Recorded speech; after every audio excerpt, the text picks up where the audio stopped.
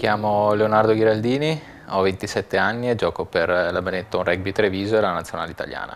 Ho iniziato a giocare a rugby all'età di 9 anni, mi sono avvicinato grazie ad un amico che mi ha portato. Stavo provando altri sport come il calcio, il basket, ma tornavo a casa sempre più agitato e mi sfogavo sempre a casa dopo gli allenamenti. Mio padre anche aveva giocato anni fa e questa è stata sicuramente una spinta in più. Ero rimasto entusiasmato e assolutamente affascinato da questo sport, anche perché per un ragazzino poter correre, sfogarsi insieme ovviamente ad altri ragazzi in un campo da rugby con poche regole, perché alla fine a quell'età ci sono veramente poche regole, e credo che sia il massimo. Spesso sacrificavo uscite con amici, magari qualche serata fuori per farmi trovare pronto alla partita oppure per non saltare gli allenamenti. Ho un ricordo di un primo torneo vinto con le squadre giovanili, altri ricordi